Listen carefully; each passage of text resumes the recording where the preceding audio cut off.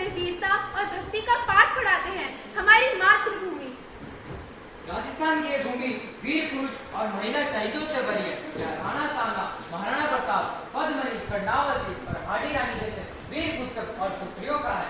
इसमें इनके पराक्रम और ज्ञान, इनकी बहादुरी और साहस का बहुत बड़ा लेखा जोखा है। यह शक्ति और मध्यस्थता की मिट्टी है। यहाँ मीरा का जन्म स्थान है। इसके हर एक कण में निडर, बहादुर, समर्पित और साधु का प्रतीक है। इसका प्रकाश सर्वत्र फैल रहा है। उत्साहित तो वे थे जिन्होंने अपनी मातृभूमि के लिए अपना जीवन त्याग दिया। वे अपने राष्ट्र की वेदी पर अपना जीवन लगाते। हमें उन पर और उनके कार्यों पर गर्व है। क्या ये पीढ़ी इन बहादुर नायकों और नायिकाओं के सपने और आदर्शों को पूरा करता है? उन्होंने पराक्रम और धन में हमारी प्रगति और समृद्धि की कल्पना की थी। जब मैं इन वीरों को याद करती हूँ तो मेरी आंखों में खौलता खून बह उठता है। वे कितने जोशीले थे। वे कौन सा रास्ता था मां चढ़नी? कृपया इतिहास की खिड़की में झांकें और हमें बताएं। हाडी रानी एक महान रानी थी। वह पराक्रम की देवी दुर्गा का अवतार थी। उनका बलिदान इतना जोरदार था कि उन्होंने अपने पति के सम्मान और अपनी मातृभूमि के सम्मान के लिए अपना जीवन त्याग दिया। जैसे सीता ने महलों का सारा सुख त्याग दिया, पिता दशरथ की आज्ञा का पालन करते हुए 14 वर्ष का वनवास ठान लिया बिना किसी हटपटाहट के।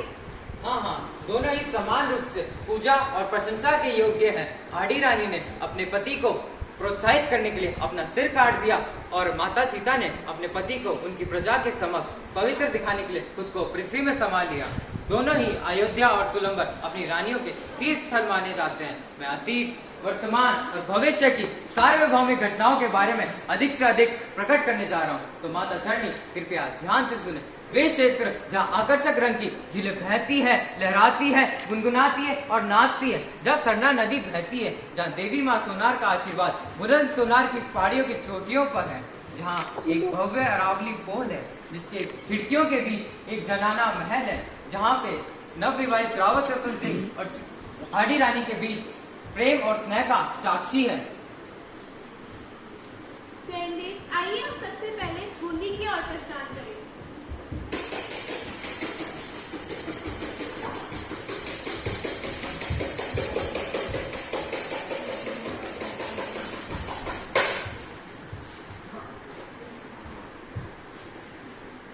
जय हो राजा राम की, जय हो हाड़ा राम की। आप बिल्कुल सही कह रहे हैं महाराज। हमने बहुत ध्यान और पराक्रम के बारे में बात की है। कृपया हमें कुछ निजी चिंताओं के बारे में बताएं। जैसे आपका आगमन बहुत फलदायी होगा।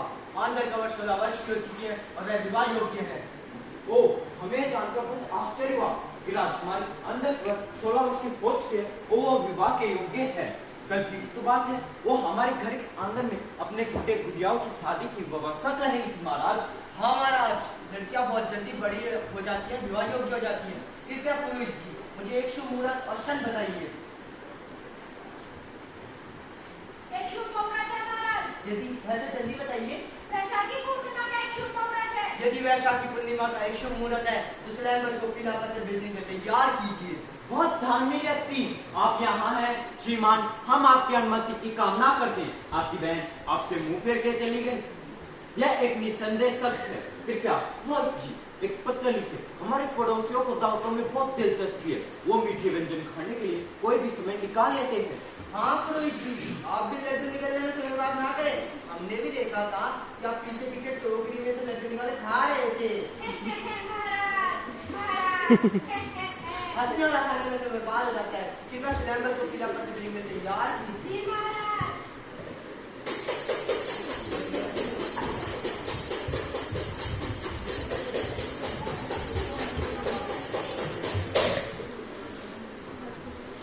अब आप इस तरह खेलने के लिए मासूम बच्चे नहीं रहे राजकुमारी।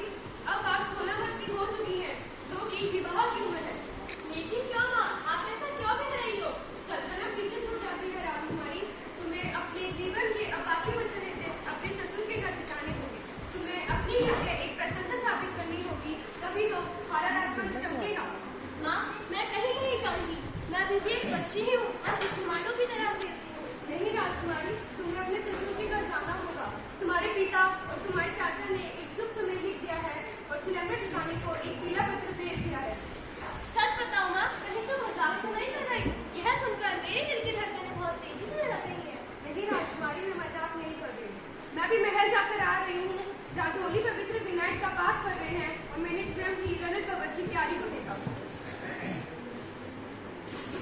जय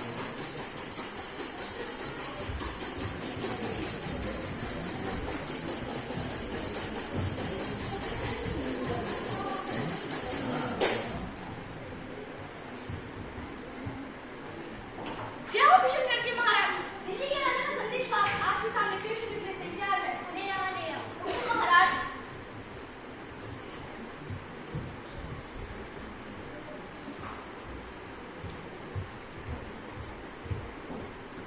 स्वागत है। आपके आने का उद्देश्य बताएं। दिल्ली के राजा आलमगीर औरंगजेब ने आपके लिए कुछ संदेश भेजा है महाराज।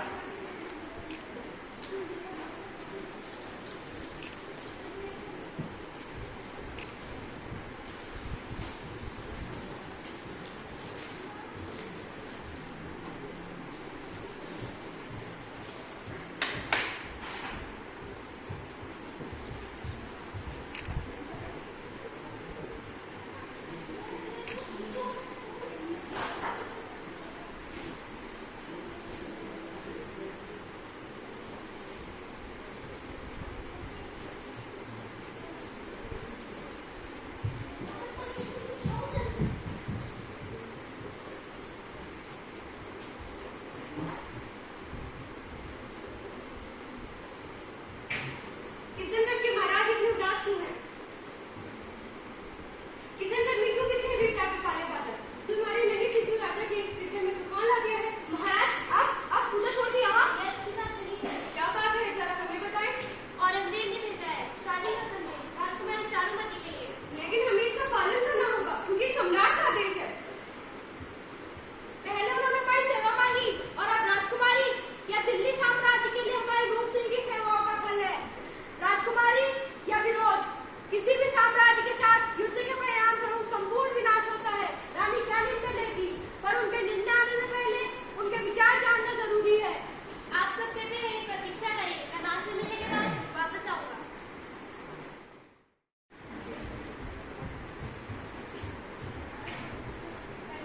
मुझे आपके साथ एक मामले में परामर्श करनी है। किशनगढ़ के महाराज इतने उदास क्यों हैं? आप सुनोगे तो चीखोगे। कम से कम मुझे तो पता होना चाहिए कि नदी ने अपना प्रभाव बदल दिया है और सूरज अपनी गति भूल गया है। ये आज्ञा है, सम्राट का आदेश है, इसलिए राजकुमारी के साथ शादी का प्रस्ताव है। अब क्या होगा माँ? क्या सम्राट के आगे बंद करने के बाद बलखत अछाड़ कर जीत को याद करने में विफल रहा है? यह दौसा है, जैसे भीड़ घास चबाती है। किशनगढ़ वफादारी के साथ कितना बड़ा अन्याय है। तो क्या करें? मैं निस्सहाय महसूस कर रही हूँ। प्रधान से सलाह लेते हैं। उनका कहना है कि ये भारत के सम्राट का आदेश है। यह शर्मनाक है। तो क्रूर आज्ञा का पालन करें, वरना युद्ध होगा। उनका कहना है। लेकिन माँ, किशनगढ़ युद्ध से कभी नहीं डरा। कृपया अपना मार्गदर्शन करें। ओ मेरे बेटे, आपके पूर्वजों को उनकी वीरता पर गर्व रहा है। मेरा खून भी ऐसा नहीं कि युद्ध से पीछे मुड़ कर देखे। आप मुझे मेरी सेना बनाने की आज्ञा दें। युद्ध अभी आप केवल 11 वर्ष के हो। केवल भगवान ही आपका मार्गदर्शन कर सकते हैं।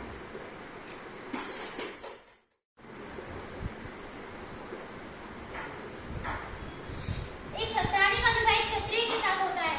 महिलाओं को बदनाम करने वाले लोगों को सबक सिखाने के लिए मैं लड़ाई लड़ूंगी। मेरी प्यारी चारुमती, इतने ऊंचे स्वर में आपने हमसे कभी बात नहीं की। माँ, राजाओं ने महिलाओं के बारे में क्या सोच रखा है? क्या वे केवल खेलने के लिए खिलौने हैं? आपकी आंखें हमारे सामने उठी भी नहीं थी और आज इसमें आपकी लिपटें दिखाई दे रही हैं। आपने ही मुझे सिखाया है, महिलाओं के लिए उनका सम्मान ही सब कुछ होता है। आप बिल्कुल सही कह रहे हैं। अब आप मुझे दूसरा तरीका बताएं। मैं सम्राट के साथ विवाह करने से बेहतर मौत को गले लगाना पसंद करती हूँ। मैं इनकार करती हूँ। नहीं नहीं नहीं। राजकुमारी जी, आप बहुत साहसी है, लेकिन बिना भोजन के कोई समाधान नहीं निकल सकता। कृपया कुछ खा लीजिए और ठंडे दिमाग से सोचिए। मुझे क्या लगता है, मेरे बच्चे साथी, मुझे सांप की टोकरी लाने दो, मुझे काट जाएगा। सच में दर्द ज्यादा मीठा होता है, लेकिन ये अत्याचार सहने योग्य नहीं। तुम कैसे दिखते हो? अपना चेहरा साफ रहने दो। हाँ, मुझे कुछ समय के लिए स्वयं को आईने में देखने दो।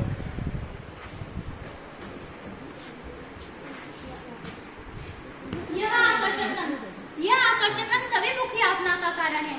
कितना अच्छा होता किसी बहादुर ने मुझसे विवाह कर लिया होता। कृपया कर मुझे वो चित्र ला कर दो।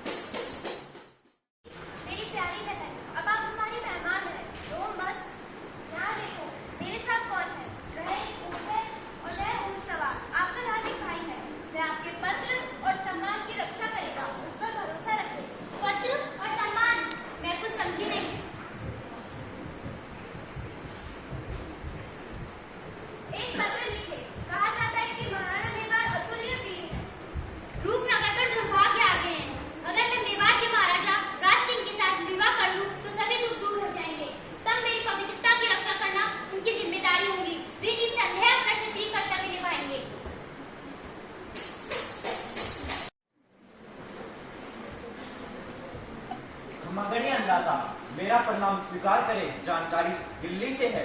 यह क्या है? कृपया विस्तार से समझाइए। अन्नदाता, दारा सिकोही संघर्ष में मारे गए हैं और अब दिल्ली के राजा औरंगजेब है। क्या?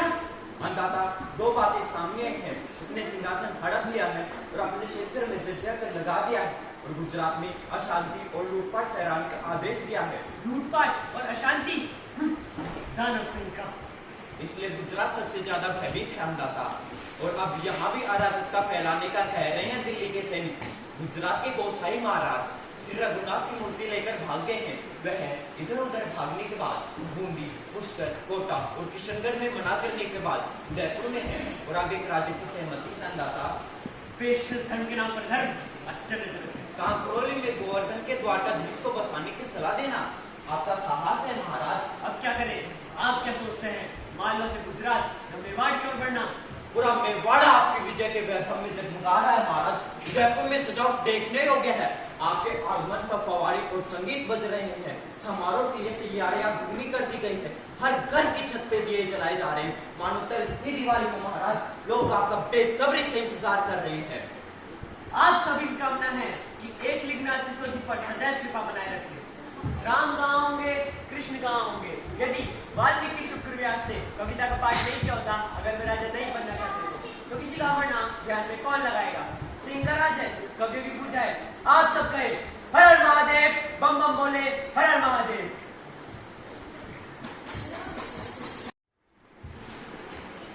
महाराज, महाराज राज की जय हो।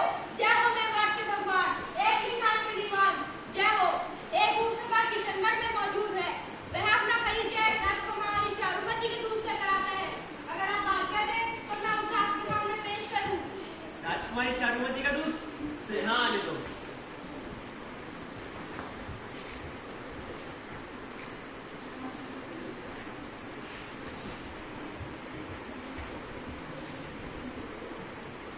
किशनगढ़ से खड़ी खमा महाराज, किशनगढ़ का दूत आपके सामने प्रस्तुत है। मेवाड़ की मुट्ठी में आपका स्वागत है। और वहाँ पे क्या हाल है? मतलब मत पूछिए महाराज, किशनगढ़ बदनामी की आग में जल रहा है। किशनगढ़ की आकर्षक राजकुमारी चारुमती की शादी की अपील के लिए मैं आपके सामने प्रस्तुत हूँ। चारुमती की अपील? कृपया विस्तार से समझाइए। राजा औरंगजेब ने अपनी तलवार के दम पर राजकुमारी चारुमती से विवाह करने के लिए अपनी सेना किशनगढ़ की ओर बढ़ा रहे हैं। क्या दिल्ली साम्राज्य ने स्वर्गीय महाराज रूप सिंह के सम्मान और समर्पण को भुला दिया है और उनकी बेटी पर नजर डालने की मत की? क्या उसे नए महाराज राजकुमारी के भाई मान सिंह की बिल्कुल भी परवाह नहीं है? हमारे महाराज अकेले ही बचे हैं। अब आप ही हमारे दूसरे अभिभावक।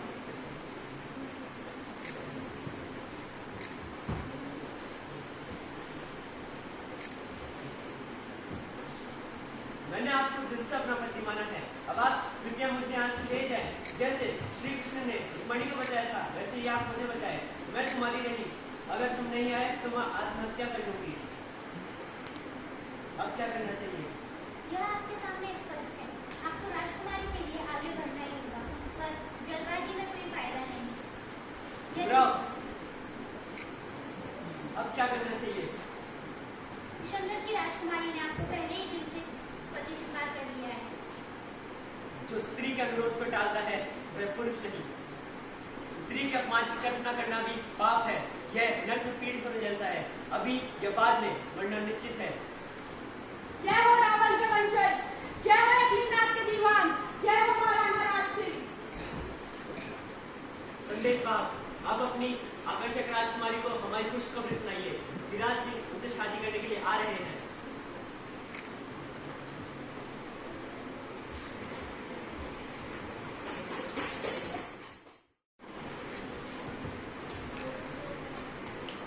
कृपया ऐसा मत करें, हमें बहुत शर्म आती है। ओ, आपने कम से कम कुछ बोला तो सही। ये शर्मिंदगी क्यों? हमने भगवान के सामने पवित्र अग्नि के चक्कर लगाए हैं, जीवन पर साथ रहने की कसमें खाई है। आपने सिरताज है, क्या ये सच है? हाँ, यह सच है। आप मेरे दिलो दिमाग में भी रहते हैं। कभी भी दुखी मत होना, मैं तुम्हारे बिना एक क्षण भी नहीं रह सकता। मेरी जिंदगी सफल हो गई कि आप मुझे पति के रूप में मिले। हाजी जी, हमें आप मिली अर्थात हमें दुनिया की सारी खुशियां मिल गई। अब हमें कुछ नहीं चाहिए। इरावली बहुत भाग्यशाली है। मैं आपका यहाँ दिल से स्वागत करता हूँ। क्या आपको पता है मेहंदी का रंग दर्शाता है, नहीं प्रेम निर्भर होता है कि मेहंदी का रंग कितना गहरा है। यह किसने कहा? मेरे पुराने घर में रहने वाली भाभी ने मुझसे कहा। रात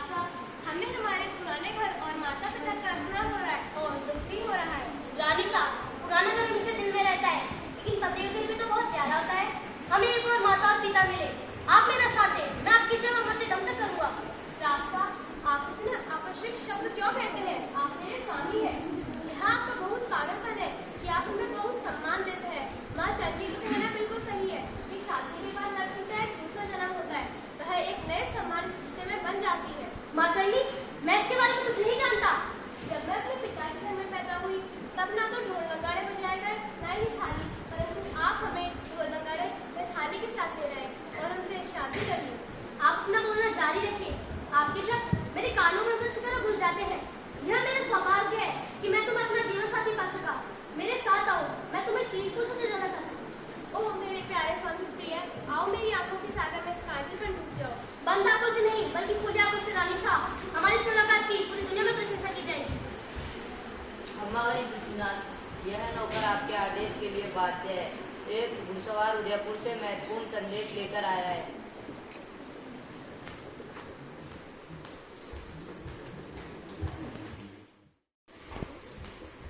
क्या बात है स्वामी, आपने मुसीबत होकर क्यों लौटे? रानी साहब, उदयपुर से मेवाड़ का शासक आदेश लेके आया है। मुझे युद्ध में विजय प्राप्त करने जाना होगा। युद्ध पर क्यों? बादशाह औरंगजेब की सेना ने रूपनगर की चारुमती को पाने के लिए आगे बढ़ रही है। यह अन्याय है। राजकुमारी चारुमती क्या सोच रही होगी? राजकुमारी ने स्वयं को महाराज सिंह को समर्पित कर दिया है। अब वो उनसे विवाह करने जा रही है। ओह अच्छा, क्या भी राजकुमारी चारुमती की रक्षा करने जाएंगे? मुझे रास्ते में औरंगजेब की सेना को रोकना है। तत्काल बल्कि सादा का सख्त आदेश है। महाराणा राज सिंह के प्रति आपको उनका कार्य पूरा करना चाहिए। युद्ध युद्ध युद्ध, हर पल युद्ध, ये कैसा न्याय है? विमान में शादी नहीं है। विश्राम करो, कृपया थोड़ा सब्र रखो राम साहब। मेरे सभी पूर्वजों ने युद्ध के मैदान में प्राणों की आहुति दी है। दाता हुकुम ने युद्ध में अपनी उम्र पार कर ली है। मेवाड़ को झंडा फहराने में कोई कसर नहीं छोड़ी। मातृभूमि को आपकी आवश्यकता है। मैं इस मातृभूमि के इकलौता पुत्र नहीं हूँ। देखिए, यह सुंदर मिलन की रात युद्ध की शंख की आवाजों में परिवर्तित हो रही है। माता काली इनके कंठों में राजमान हो चुकी है। यह मेरे भाग्य में नहीं है कि मैं विवाह का सुख का थोड़ा सा भी आनंद ले सकूं। मैं यही हूँ। आपके अपने महाराज के प्रति आपको अपना कार्य पूरा करना चाहिए। रानी, मेरी रानी, इस आनंद की रात में आप युद्ध की बातें कर रही हैं। आप कितनी मजबूत है। हमें आपके भाग्य के बारे में उसी समय पता चलेगा जब आपने सगाई समारोह में हमारा हाथ थामा था। इस समय पर ऐसे सब रानी साथी पे ये देखिए, चांद कितना सुंदर दिखाई दे रहा है। मैं क्षत्रिय हूँ, मुझसे ज्यादा शक्तिशाली के बारे में और कौन जान सकता होगा? हाडी जी, मेरा धर्म और कर्तव्य सिर्फ आप है। आपके अलावा मुझे और कोई चीज दिखाई भी तो नहीं देती। कृपया आप हमारी चिंता ना करें, ना ही आप अपने मन में इस वक्त कोई भी चिंता पाली। आप युद्ध के लिए जाइए। मैं भी युद्ध के लिए जा रहा हूँ। एक क्षत्रिय कभी युद्ध से नहीं डरता। मैं सिर्फ आपके लिए चिंतित हूँ। अगर आपकी मृत्यु होगी तो आपका क्या होगा? मेहंदी अभी भी आपके हाथों में है। अभी आपके जीवन में आनंद लेना बाकी है। अभी आपकी उम्र ही क्या है? कृपया आप हमारी चिंता ना करें, ना ही अपने मन में कोई भी चिंता पाले। आप युद्ध के लिए जाइए, मैं आपकी कामना करती हूँ। युद्ध से वापस आने का तो कोई प्रश्न ही नहीं है। हम युद्ध भूमि में दुश्मन के साथ लड़ेंगे और मरेंगे। तो ये कैसे संभव है कि हम आपके बारे में नहीं सोचेंगे? क्या ये न्याय है? हम युद्ध के लिए जा रहे हैं। उसने खुद को काल भवानी में बदल लिया है। वह युद्ध कैसे जीत सकता है? उसने परिवारों को कलंकित और पूर्वजों को दागदार बना दिया है। कर्तव्य को खूनी होनी चाहिए। रक्त साफ छोड़ के ये लक्ष्य हासिल किया नहीं जा सकता। 16 वर्ष की रानी ने अपनी शुद्धता का प्रतीक भेजने के लिए सेवक को बुलाया। क्या होगा कोई नहीं जानता। रानी को देख सेवक भी हैरान रह गया। मेरे लिए तलवार ले आओ। रानी की सौंदर्य की एक झलक पाकर मयान से धराधर तलवारें निकली। तलवार भी तभी कांपती है जब वह अपने ही हाथों अपनी गर्दन पर भारी पड़ जाए।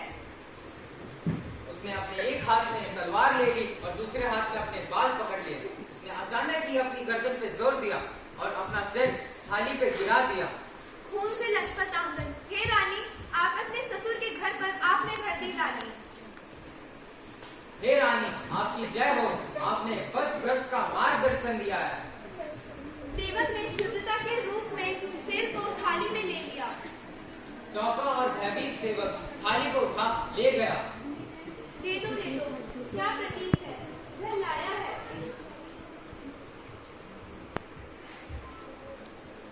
रानी का सिर देख के वह आश्चर्यचकित हो गया। कुछ देर बाद जब उसे होश आता है तब वह अपने मन ही मन चिल्लाता है, रानी, मेरी रानी, आपने मुझे वह पवित्र अस्त्र दिया है।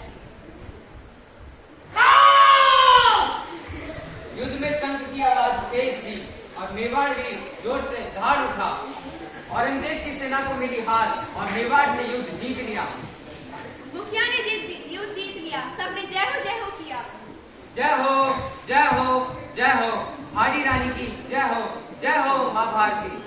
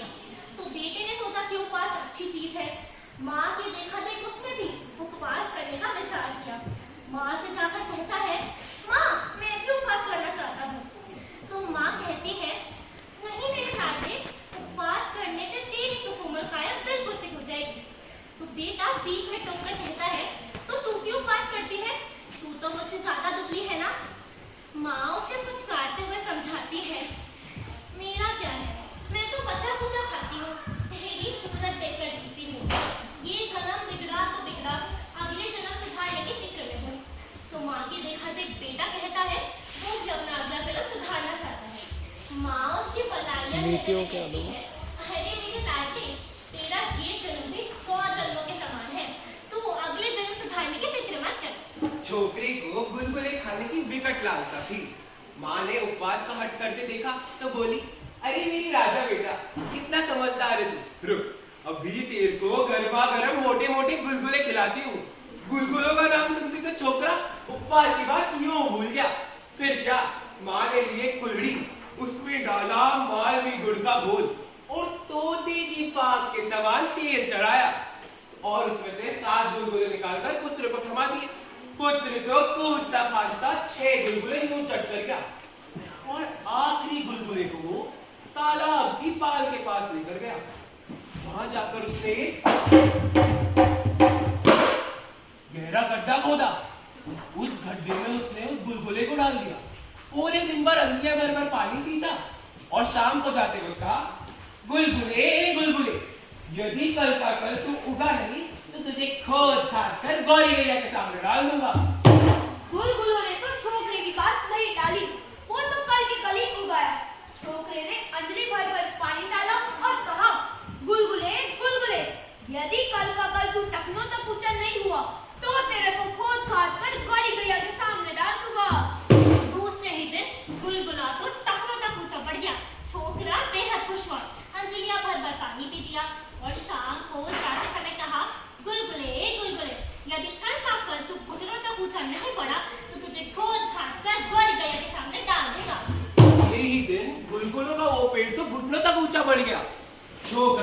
खुशी के मारे खूब कूदफान की।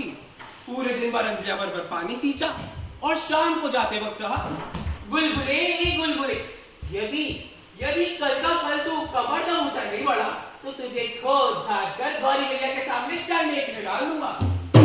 गुलगुलों का वो पेड़ तो कमर तक ऊंचा हो गया, हरा भरा गुम्बद के समान गोल मटोल। छोकरे ने अंजलि भर पानी डाला और कहा, गुलगुले गुलगुले, यदि कल का कल गर्दन तक ऊंचा नहीं हुआ तो तेरे को खोद खाद कर गौरी गैया के सामने डाल दूंगा। दूसरे ही दिन गुलगुला तो गर्दन तक ऊंचा बढ़ गया। छोकरे के आनंद की तो महलों कोई सीमा ही ना हो। उसने सारे दिन अंजलिया भर पानी दिया और शाम को जाते समय कहा, गुलगुले गुलगुले, यदि कल का कल तू 5 जितना लंबा नहीं हुआ तो तुझे खोद खाद कर गौरी गैया के सामने डाल दूंगा। अगले ही दिन गुलगुलों का वो अनोखा पेड़ तो इतना चौकी और लंबा हो गया कि छोकरा तो उसके गोल गोल लगाने लगा और उसके चारों तरफ एक गहरा गड्ढा खोदा। उसमें पूरे दिन भर अंजलिया भर पानी सींचा और शाम को जाते वक्त कहा, गुलगुले गुलगुले, यदि कल का कल पत्ते से पत्ता नहीं जुड़ा तो तुझे खोद खाद कर गौरी गैया के सामने डाल दूंगा। हाँ, गौरी गैया के सामने डाल दूंगा। कल के कल ही पत्ते से पत्ता जुड़ गया, तालाब की शोभाई बढ़ गई।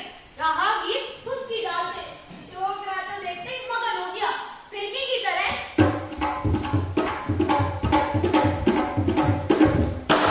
चारों ओर परिक्रमा करने लग गया। पान पान का अवलोकन भी किया। उसने पूरे दिन भर अंजलि भर पानी डाला और शाम को घर जाकर कहा, गुलगुले गुलगुले, यदि कल के कल फूल से फूल नहीं जुड़ा तो तेरे को काट कूट कर गौरी गैया के सामने डाल दूंगा। दूसरे ही दिन फूल से फूल जुड़ गया। सौरभ से चारों दिशाएं महक उठी। जो देखता वो हैरान। ऐसे पेड़ के बारे में ना तो कभी किसी ने सुना था और ना ही कभी किसी ने देखा।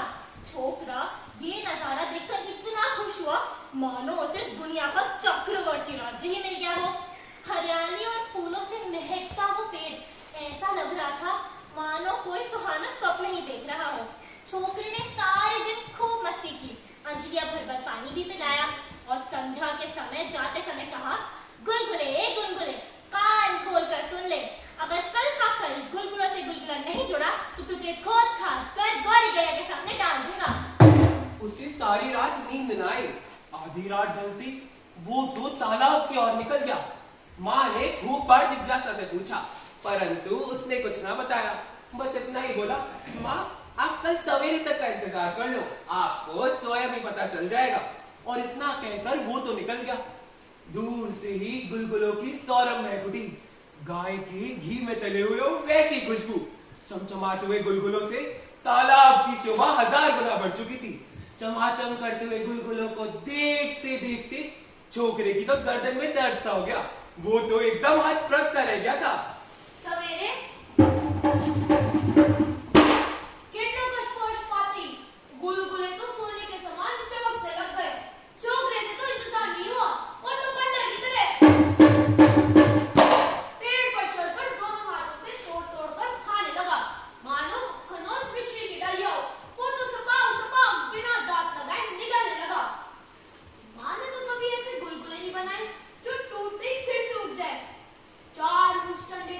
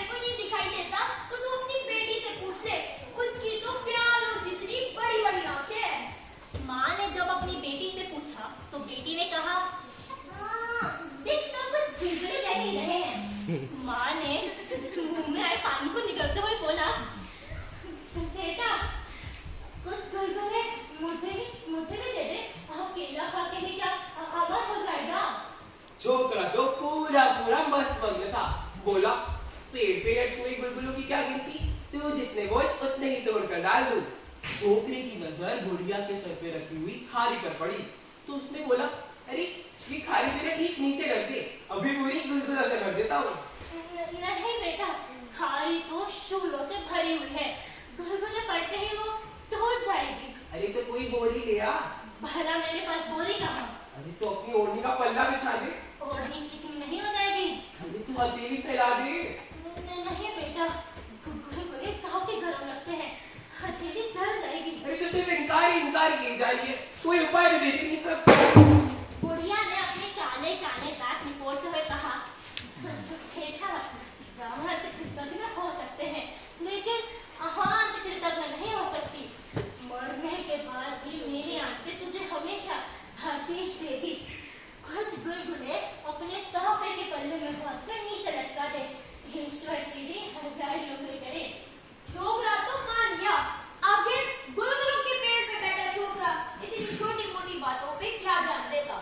उसने एक साफे के पल्ले में ढेर सारे गुलगुले बांधकर नीचे लटका दिए और जैसे ही पल्ला नीचे पहुंचा, बुढ़िया ने एक जोर का झटका दिया और झटके के साथ साथ छोकरा तो धड़ाम से नीचे आ गिरा। बेहोश होने से पहले दोनों माँ बेटी ने उसको उठाकर खारी के भीतर पटक दिया और खारी खुद बुढ़िया ने अपने सिर पे उठा ली। जब छोकरे को होश आया, वो बहुत चिल्लाया, रोम रोम में चूरे चुभ रही थी।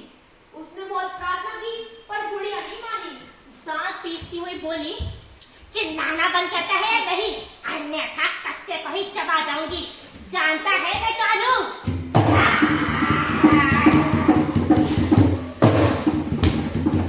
डायन हूँ, डायन।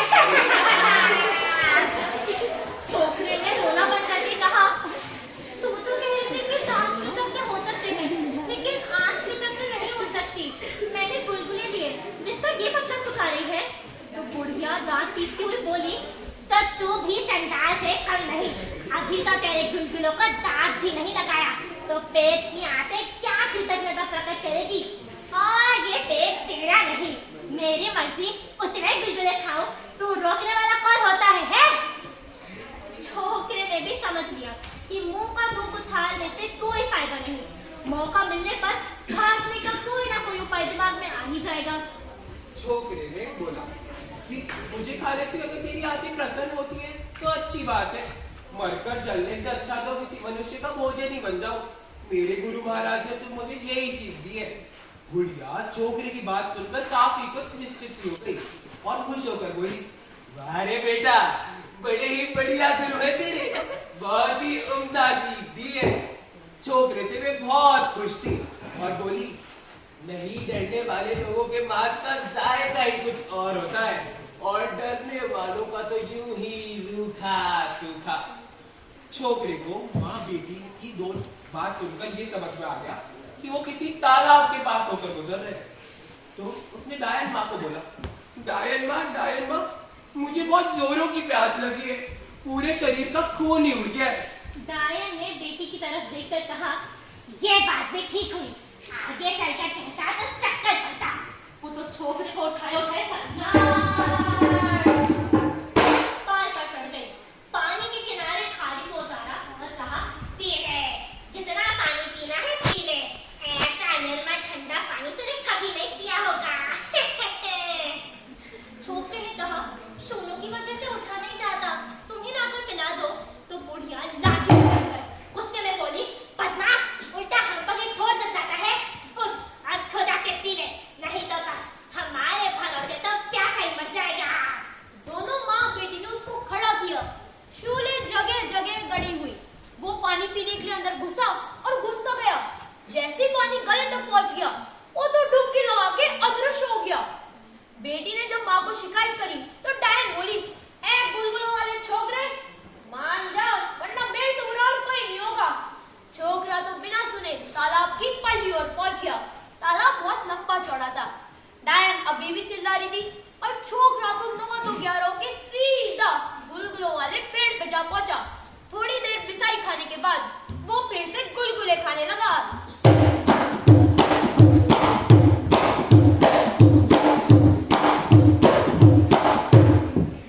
घी में डले, गुड़ से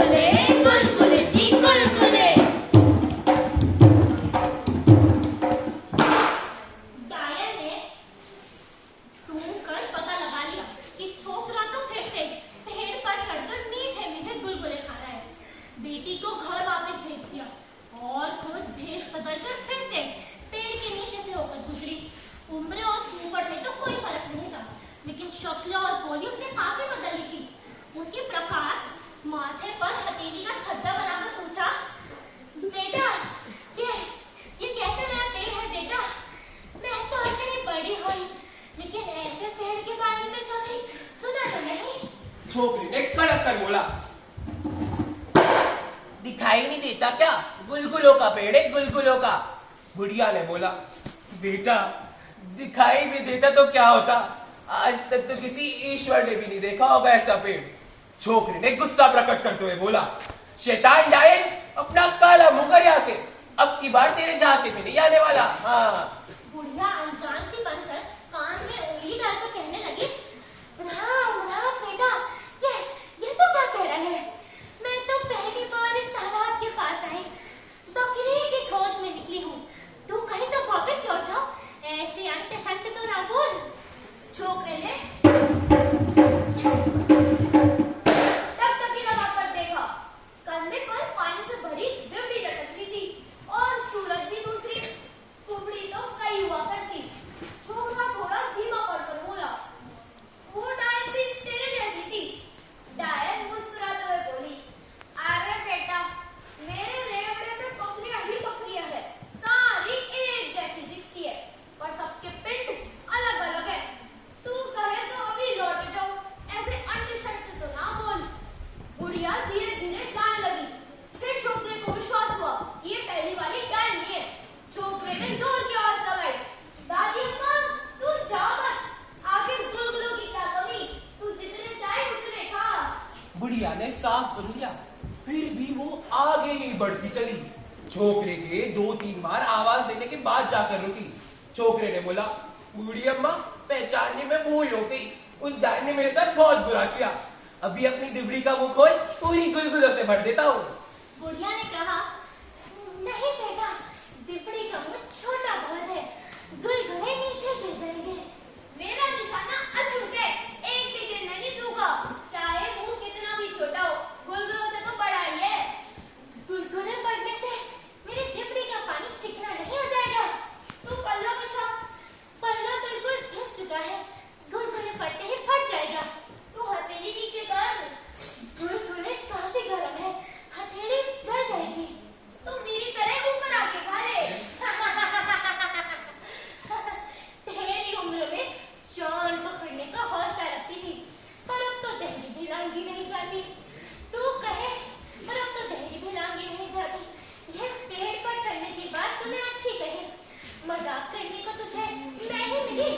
तो मैं भी क्या करूं? सिर्फ इनकार कर दिए, कोई फायदा बता। अपने साफे के पल्ले में बांधकर कुछ गुलगुले नीचे लटका दे, अगर सच्चे मन से गुलगुले खिलाना चाहता है तो।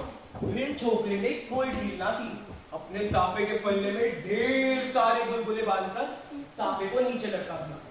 जैसे ही उसने साफे को नीचे लटकाया, बुढ़िया ने एक जोर का झटका दिया और झटके के साथ छोकरा धड़ाम से नीचे आ गया। उसके होश में आने से पहले पहले डायन ने उसको दिबड़ी में बंद किया और सर पट घर के लिए रवाना हो गई। घर पहुंचते ही उसने दरवाजे कुंडी लगाई, दिबड़ी को नीचे रख छोकरे को जूड़े से खींचकर बाहर निकाला और बोली, अरे बेटा, प्यास का भारा बनाकर भाग गया, अभी ऐसा पानी पिलाओगी कि जिंदगी भरी प्यास नहीं लगेगी। छोकरे पर पूरा गुस्सा झाड़ अपनी बेटी से बोलती है, बेटी, इसको मसालों के साथ बारीक बारीक कूट के रखना, जब तक मैं कलाल के घर से हांडिया भर शराब लेने जा रही हूँ। बड़े ही दिनों बाद ऐसा मौका मिला है। कलाल की हाट 500 में तोड़ती। बुढ़िया के जाने के बाद छोकरा तो जोर जोर से हंसने लगा। कई देर तक हंसता रहा। डायन की बेटी ने सोचा कि ये मरने के समय पे हंस क्यों रहा है। फिर डायन की बेटी ने उसके मुंह की तरफ देखा। मोतियों जैसे चमकते हुए दांत, भंवरों जैसे काले बाल, नजर फिसल जाए वैसे चिकने। पर डायन की बेटी के दांत तो एकदम पीले थे और बाल रूखे और सूखे थे। बहुत कोशिश की पर ना तो दांत उजले और ना ही बाल काले और चिकने हुए। डायन की बेटी को छोकरे से जलन हुई तो पास जाकर पूछती है, तेरे दांत इतने पीले कैसे और तेरे बाल इतने काले और चिकने कैसे? छोकरे ने हंसते हंसते बोला, अभी तो दांत और भी उजलेंगे और बाल तो और भी काले होंगे। मेरी माँ हर रोज मेरे साथ यही टोटका करती है। तेरी माँ और मेरी माँ का स्वभाव एक ही है। यदि मेरी माँ मेरा सर हर रोज ओपनी में ना घूमती तो आज मेरे दांत इतने उजले ना होते और ना ही बाल इतने काले होते। पहले तो मेरे दांत तेल से भी ज्यादा पीले थे और बाद में जैसे नारियल की जटाई हो। छोकरी ने अचरज से पूछा, तेरे दांत मेरे से भी ज्यादा पीले थे?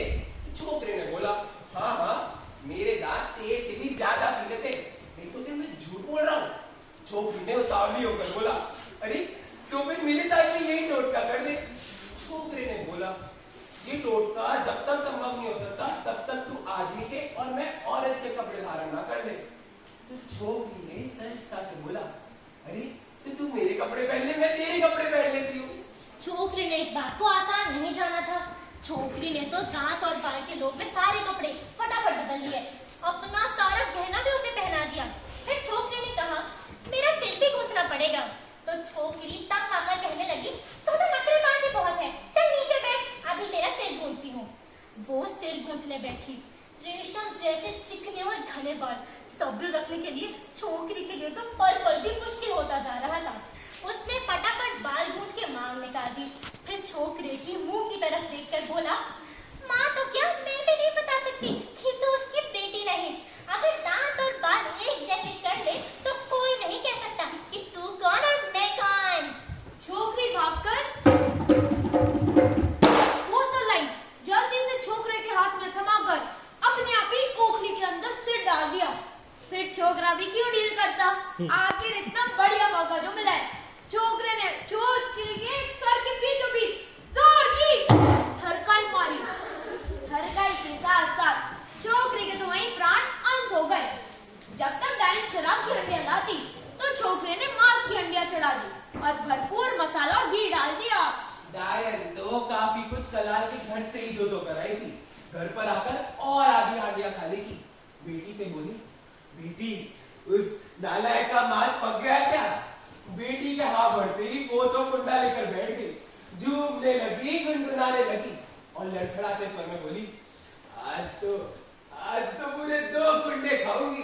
बड़े ही दिनों बाद किसी मनुष्य का मांस हाथ लगा है। बेटी ने हंडियां औंधी करके माँ का कुंडा पूरा भर दिया। माँ तो गरम गरम ही खाने लगी तो देखा देख सारा मांस चट कर गई। जैसे ही दूसरा कुंडा खाने लगी, पालतू बिल्ली आकर कहने लगी, क्या कहने लगी? हाय रे हाय, हाँ बेटी ने खाए, थोड़ी बोटियां मैंने भी चखाए।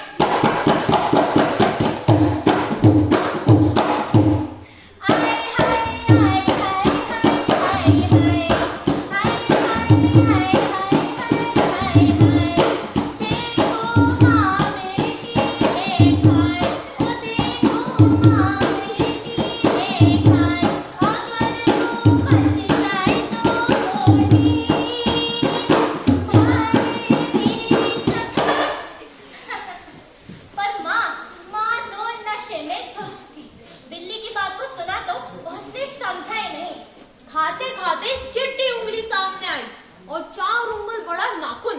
डैन को लगा कि ये नाखून तो उसकी बेटी का, पर बेटी तो सामने खाना परोस रही, तो उसने सोचा ठोकरे का नाखून भी इतना ही बड़ा होगा। वो तो वहीं खाकर लुढ़क गई। बीच रात में बेटी को उठाकर पूछती है कि कल उसके ससुराल वाले आ रहे हैं, चाहे वो देर से क्यों ना उठे, पर उनके आदर सत्कार में कोई कमी नहीं रहनी चाहिए। चाहे माँ डायन ही क्यों ना हो, पर अपनी बेटी का ख्याल जरूर रखती है। मेरे तो सचमुच ही बेटी के ससुराल वाले आ गए। माँ ने उसे विदा कर दिया और इतना कूट कूट के रोई कि उसका गला ही रुक गया। दुल्हन ने रास्ते में टचकारी दी तो गाड़ी वाले ने गाड़ी रोकी। वो चुपचाप नीचे उतरी और आगे ही बढ़ती चली। किसी ने कुछ भी नहीं पूछा, पूछने जैसी कोई बात भी नहीं थी। जब काफी समय तक दुल्हन वापस नहीं आई तो ससुराल वालों के खलबली मची। उनने इधर उधर ढूंढना शुरू किया। अरे भाभी, आपने देखा क्या? अरे भाई साहब ने देखा क्या? अरे मामा, आपने देखा क्या? अरे गई कहाँ? कहाँ चली गई? अरे बोली। जंगल में एक पेड़ के झाड़ के पास दुल्हन के कपड़े लगे थे, परंतु दुल्हन कहीं ना मिली। सवेरे सवेरे 5 बुजुर्ग देवते डायन के घर को आए और बोले, अरे डायन बेटा, दुल्हन कहीं वापस घर तो नहीं आई? अरे नाना, तुम मुझसे क्या पूछते हो? अपने हाथों सीख देकर बेटी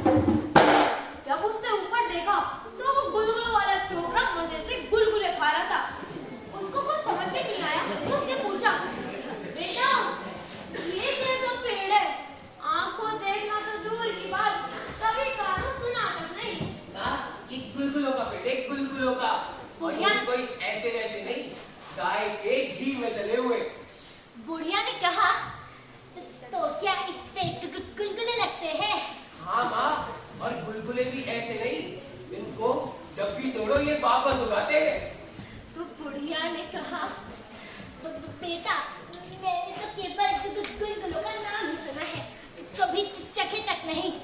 रोज अगर तो 20 गुलगुले खिलाए तो तेरे नाम की ही माला जपूं। अरे 20 क्या, तू बोले तो 1000 खिलाओ। छोकरी की नजर बुढ़िया के कंधे पर लटकती हुई झोली पर पड़ी तो उसने बोला, अरे झोली मार, अभी पूरी गुलगुलों से भर देता हूँ। नहीं बेटा, मेरी अछूती झोली चिकनी हो जाएगी। अरे तो ओढ़नी का पल्ला बिछा। ओढ़नी बहुत मैली है, गुलगुले पड़ते ही गंदे हो जाएंगे। अरे तो हथेली मार। तो बुढ़िया ने डरते डरते कहा, बेटा गुलगुले काफी गर्म लगते हैं, हाँ हथेली जल जाएगी, चाले पड़ जाएंगे। छोकरा बुढ़िया के सारे लक्षण जान गया था, फिर भी अनजाना सा बनकर बोला, ये भी नहीं वो भी नहीं, तो फिर गुलगुले कैसे खाएगी? डायन ने सोचा कि ये तो जानबूझकर मेरे जाल में फंस रहा है, अब छूट जाए तो जानू। डायन ने बोला, बेटा अगर तेरे को गुलगुले खिलाने हैं तो एक साफे के पल्ले में बांधकर नीचे लटका दे, मैं अपने आप चख लूंगी और अच्छे लगे तो तेरी बिक्री भी करवा दूंगी। छोकरा तो मान गया, उसने कहा, क्यों ना दादी अम्मा, तू एकदम नीचे आके खड़ी हो जा, मैं अभी गुलगुले लाता हूँ। डायन तो एकदम नीचे आके खड़ी हो गई और छोकरा भी तैयार था, जोर से बोला, ले रही अम्मा ले। बुढ़िया तो उसे तेज निकली तो अपने कान में बोली, ला ले बेटा ला। और ला के साथ पत्थर की एक पट्टी पेड़ की डाली से नीचे गिरी तो डायन का तो कचूम्बर ही निकल गया।